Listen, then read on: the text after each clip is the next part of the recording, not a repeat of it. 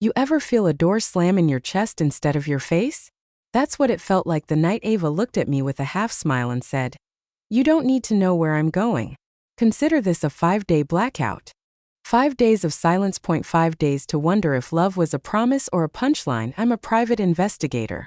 People think that means car chases and trench coats. In reality, it's more like living with X-ray vision you can't turn off. You start spotting the lies inside people's smiles. But Ava, she was supposed to be the one person I didn't have to read like a case file. For 3 years she'd been my quiet harbor. We built our life in the little brick house I bought with a decade of late-night stakeouts and cheap coffee. Trust to me is currency, and I'd given her every dollar. Then came the trip. A girl's escape to Las Vegas with her crew.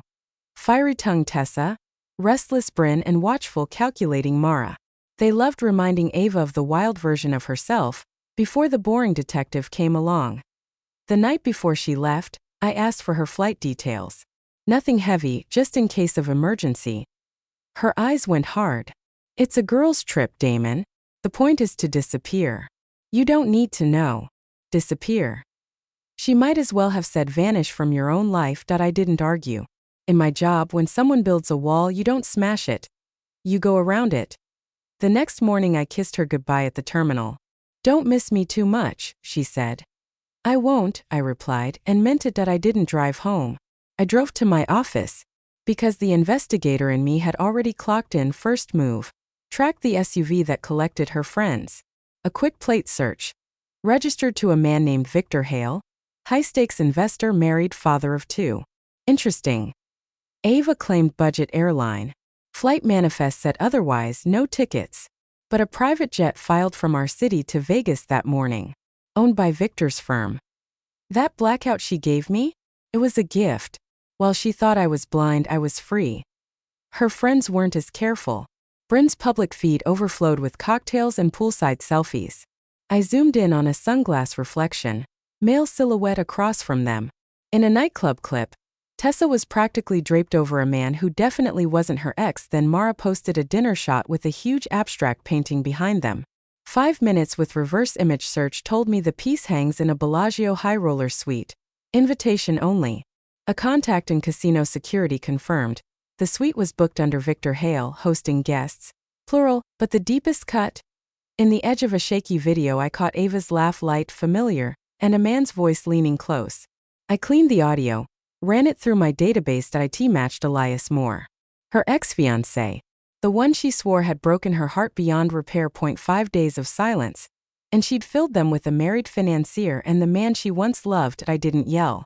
I documented. I built a quiet avalanche. First, Victor's wife received an anonymous package. Flight plans, suite photos, and a simple note: "Ask your husband about Las Vegas." Next, I tipped a journalist friend about Elias's shady real estate deals, feeding him enough to spark an investigation. Then I found the last puzzle piece: Elias's current girlfriend, a schoolteacher named Claire, who thought he was at a meditation retreat. I called her. Hardest call of my life. I sent the evidence and told her Ava's return flight and time Sunday.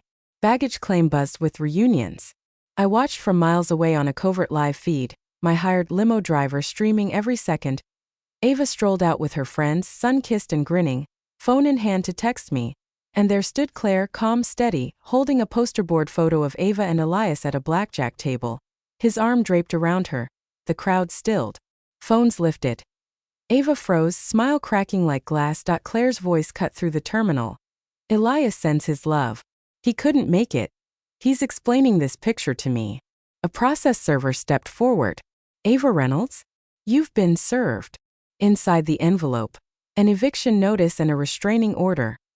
Ava crumpled to the tile, surrounded by shopping bags and silence.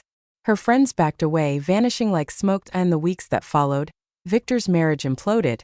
His firm distanced itself. Elias faced lawsuits, and Ava, she called from burner phones, sent letters, begged for a conversation that never came. I erased her number, her photos, her echo. 6 months later, life is quiet. I share morning coffee with Claire sometimes. We found an unexpected steadiness in each other's scars. I still see the world in layers, but now I notice the light between them. Ava once thought 5 days of blocking me would keep her secret. What she really gave me was the space to build a life she'll never touch again. And behind that firewall, everything is finally still.